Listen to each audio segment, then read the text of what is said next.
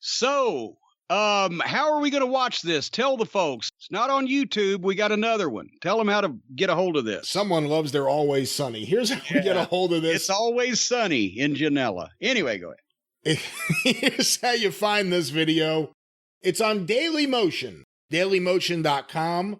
The name of the video is Andre the Giant versus Stan Hansen, and it's numbered the way you would do a date in England, I guess, 81.9.23.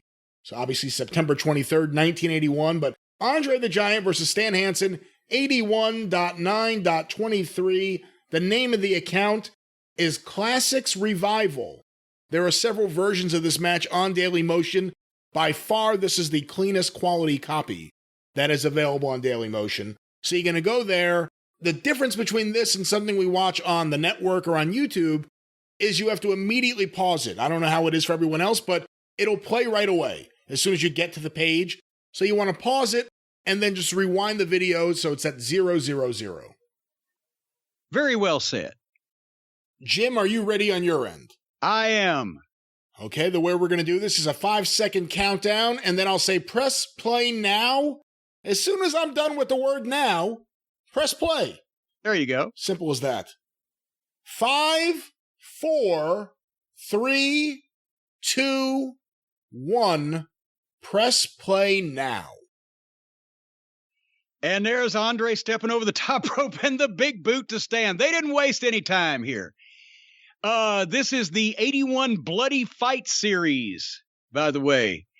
And I mean, look at Hansen. He's all motion. He talked about this in his book. This was his style, the way that he wanted to bring his shit to the people in Japan, always moving, always into it, because he saw that they reacted to that.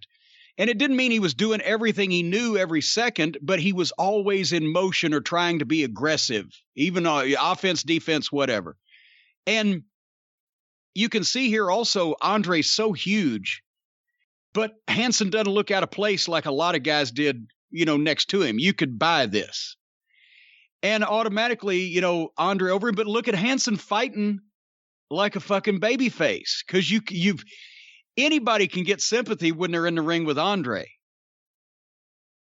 And this was Stan's whole thing. He was trying to take over from the old guard at this point. That's what the youth that he used to do. He said he was actually saying youth because he was the young generation, him and Brody and guys like that were taking over from the Funks and all the people that had been the big American stars in the 60s and 70s. Now, in America, no one had ever seen Andre like this. No, because he had his big man match, and in places like, obviously, the big buildings in New York, Philadelphia Spectrum, or in a place like Houston, or someplace where he was going to get a big payoff, he was in a lot. He'd give the guy the slam every once in a while, set up the angle, or he'd have more competitive matches, but he wouldn't heel, and he certainly wouldn't work like this. And he's wrestling. So here you got a chance to see Andre as a wrestler, just a wrestler that happened to be the biggest one in the fucking world. And by the way, that's Hansen selling. This is before the tap out. A lot of people now go back and look at older matches where guys are tapping the mat, selling like, oh, please don't. And they're giving up. There was no tap out in these days. So that meant nothing. And boy, that big fucking melon head of Andre's. Seriously, that size, that bucket head using fucking headbutts and shit, that was some believable shit. But look at him sell. He knew how to sell, and he knew how to sell proportionately. If a guy smaller than Hansen was hitting him like that, he still may sell it, but not as big. It was a proportion of a thing. And look at the way he's able to use the ropes and just use the ring and do the old, heel tricks. He'd been in the business 15 years at this point. He turned pro in 1966. As when we talked to Bertrand Hebert this week on The Experience, and Andre, as you see, is calling this whole thing and Stan's more than happy to do whatever. He knew how to stop. And look at that bump. And look at the people running. He knew how to stop himself. He knew how to boil the heat up a little bit and then fucking give the guy a fucking flurry. And Hansen's not going to back up. He's going to be aggressive because he sees this as his chance. But this is a whole different Andre the Giant than anybody who just saw the WWF in the 80s and here you go, he's going to try for it. That was always the thing. Can anybody slam Andre? So you'd have a lot of guys trying, but not many would carry through with it. Look at that picture.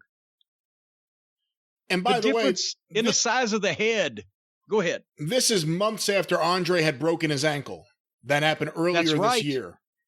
That's right. If this was September, it wouldn't have been that many months after he got back in the ring. That's right. And look at he's working the people. He's selling. He registers shit, but it looks plausible. And look, Andre the Giant with a double wrist lock. He did that quite often, working with Gorilla Monsoon as a tag team partner, I'm sure. It's interesting when Terry Funk went to Japan because he was a babyface, he always shaved all of his facial hair off. Because Andre was a heel, he let it grow. Yeah.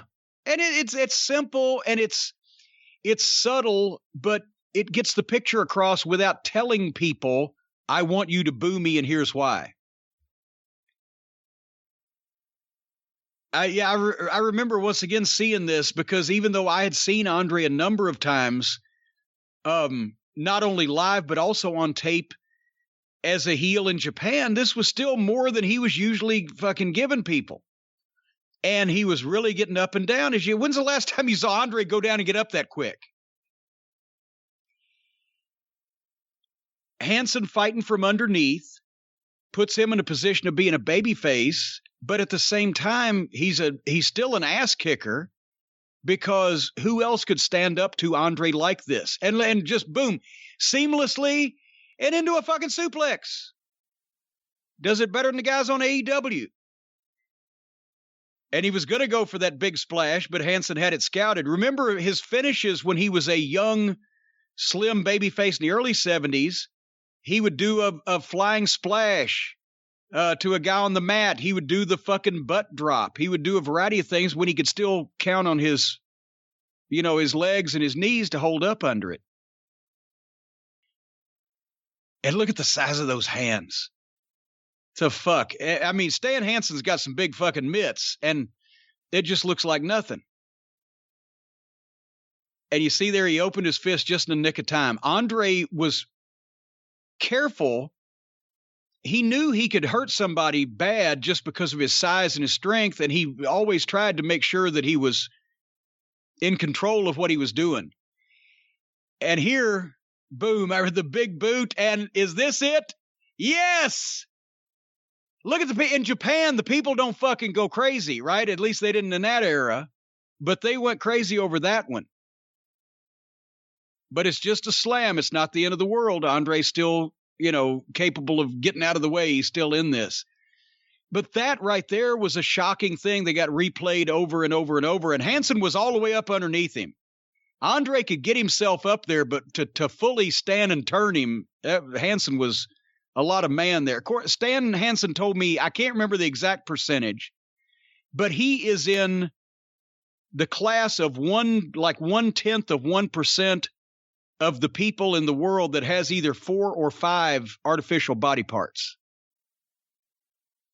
And he was needing, when I talked to him a couple of years ago, he was needing work on his wrist because it looked like a wrist off of a space alien. He's got bone growths and things going on all over the place. Look at how many photographers are at ringside.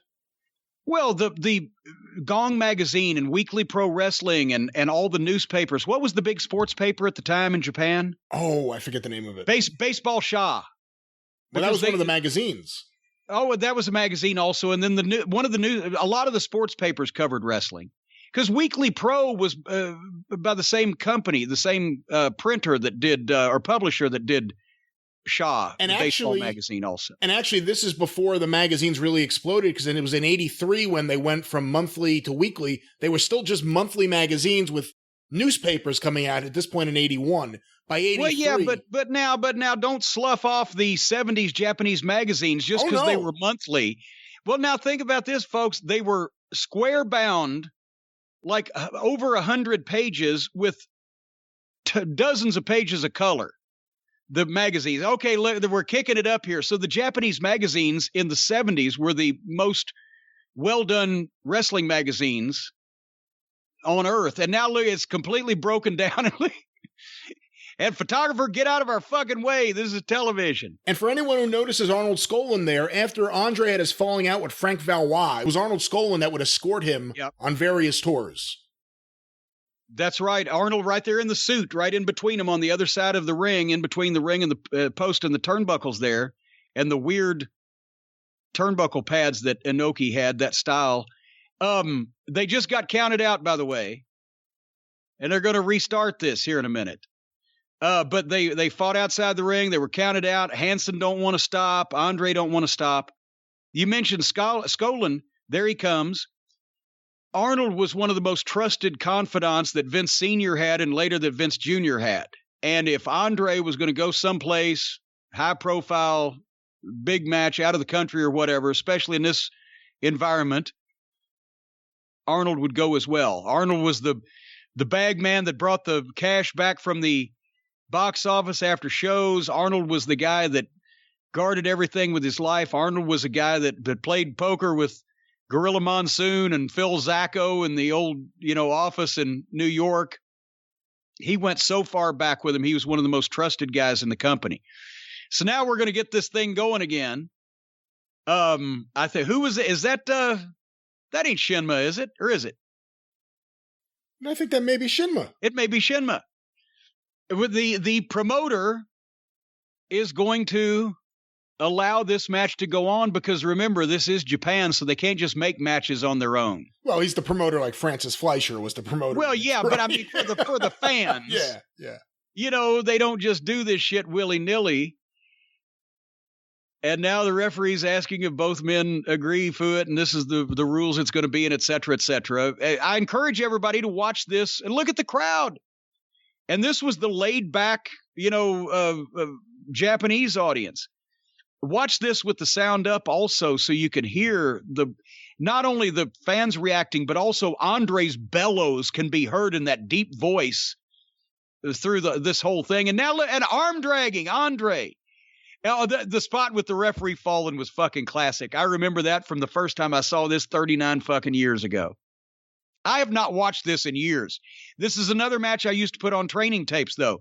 Andre doing I got my arms wrapped up. He perfected the arm tie-up so that he could be in jeopardy, either as a babyface with the heel beating on him or as a heel taking a bump and getting a pop from the people and then getting out of it quicker. And now he's like, okay, motherfucker.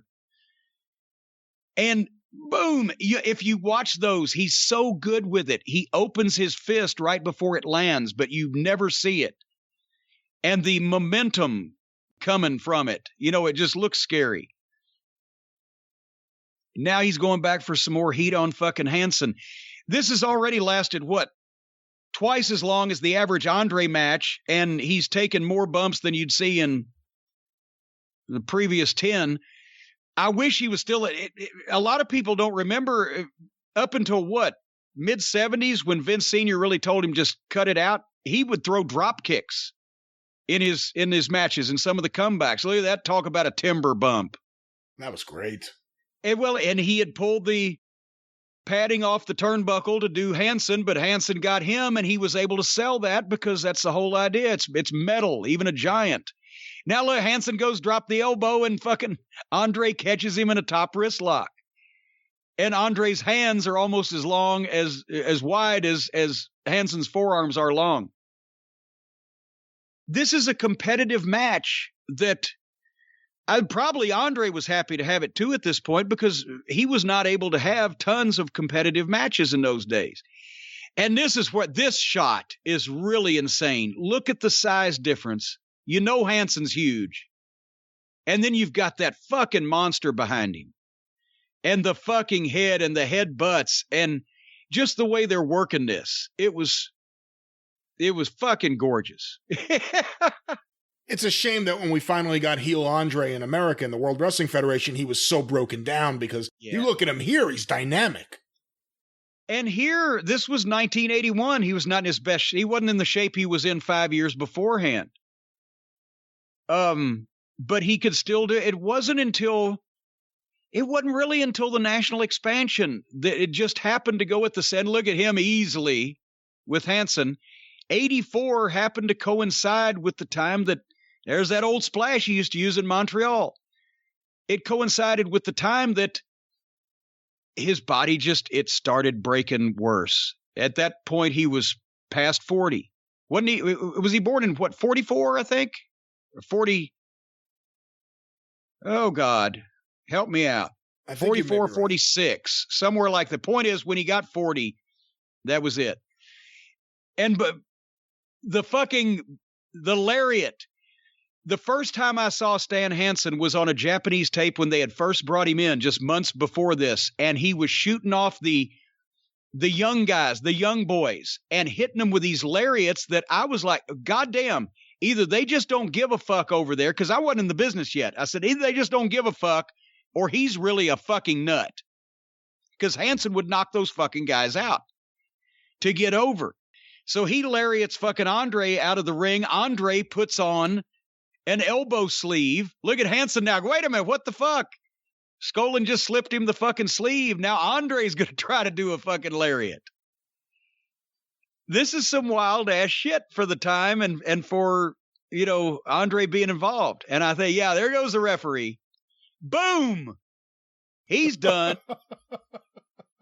And that was way not as hard as Hansen was hitting the referees at that point in time. We may get a little of that later on in this match, I think, as a matter of fact, as I recall. All the young boys getting in, trying to clear the referee out. That nobody wants to fuck with the monsters. Another one of the referees, he's calling for the bell. We got to disqualify this thing again. This is the way that even though they went to all clean finishes in Japan, because they did nothing but double countouts or disqualifications in main events for so many years, they wanted to protect everybody. That didn't work, but this kind of shit worked because this was special. These guys, you didn't want to see anybody get beat, and you wanted to see all this chaos. And Hansen, besides being almost legally blind, did not give a fuck when he was going to fucking get over. He was going to fucking hit some people.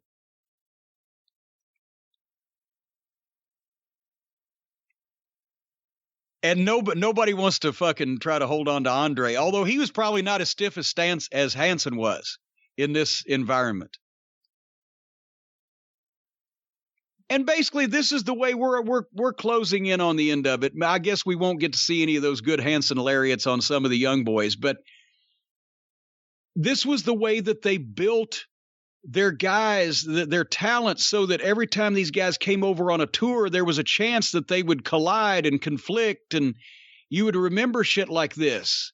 And eventually, somebody would win out in the end, and then they'd go off and do something else. But it didn't have to always be a fucking clean win and a handshake. Even in a sports-based presentation, you got to have the fucking crazy men. And Stan Hansen, for almost 20 minutes, standing up to Andre the Giant this physically in that environment and on television back when it was on the network over there, that made Hansen a fucking star in Japan. He was already big, but this was another level. Wasn't hard to see Andre leaving the building, was it? No, and unlike a lot of other guys, the fans stay right out of his way. Yeah. They're not getting anywhere near him there. Yeah, they always wanted to get involved and tap somebody on the back. They gave Andre plenty of room. But do you think for people who, I know we have a lot of educated wrestling fans who probably knew a lot of the things that we said here and have seen some of the old footage, but for a lot of people, that was a surprise from what they think of Andre, that this was what he was capable of when he had the opportunity. Yeah, I think anyone who only knows him from what he did in America needs to watch a match like this, or some of the matches he had in New Japan in the early 80s. Even some of the stuff in the 70s where he was more agile, where he did drop kicks, where he came off the top rope. But he was also thinner there and skinnier there. Yeah. But here in the early 80s, heel Andre in Japan, I love watching this stuff. And I've got a massive collection of Japanese magazines from that era. And I brought up the photographers earlier. The photos are incredible. Oh, and there's so many great photos of Andre amongst everyone else in those magazines. I was so jealous because my pictures didn't look, but I mean, they had the best. Not only did the Japanese photographers have the absolute best equipment, but also because here's something I learned from being a photographer. So many of their shows were taped for television or for just for the network back then because, both shows were on the networks over there.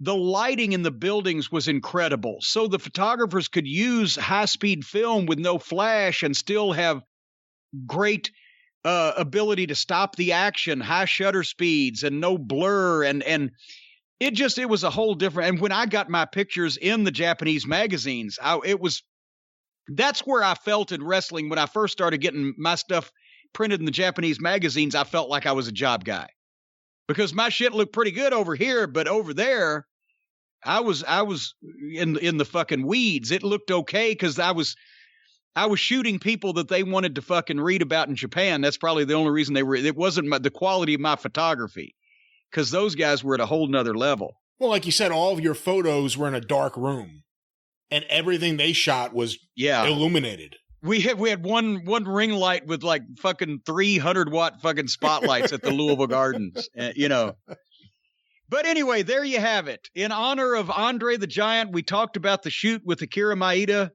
that happened 5 years after if Maeda had got froggy with 1981 Andre, that would have been a different story as we saw. But we talked about that on The Experience last week when we talked about shoots. This watch along, this coming Thursday on The Experience. Among other things, we'll talk to Bertrand Hebert about the Andre the Giant biography that he and Pat LaPrade wrote. So it's Andre week. Andre the Giant has a posse. That's my impression of late 80s Andre, everything he did in the ring. Well, with that said, what? I'm going to tell one story real quick about the other jet. Plowboy Frazier. Plowboy Frazier was legitimately probably the same height as Andre, and everybody says, was it 6'10" or 6'11"? He was 7 feet if he had his afro. Well, Plowboy didn't have that much hair, but he was 6'10". And he was every bit of 420, 425, but it was all in his stomach.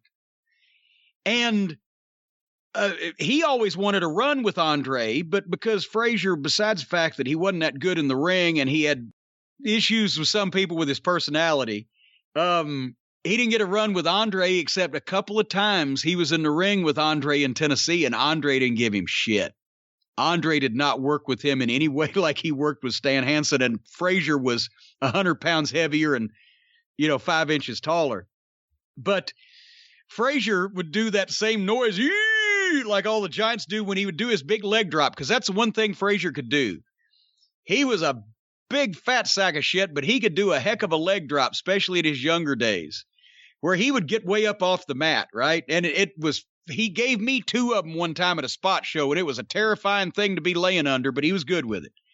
But anyway, one night in Memphis, it was toward the latter years of his career, and he was heavier and he was slower, and the ring in Memphis was kind of bouncy anyway. And he slammed the baby face, and he went to drop that big leg, and whenever he would, he'd kind of take a step back, and then he'd go and take a step forward and kick the big right leg out and drop.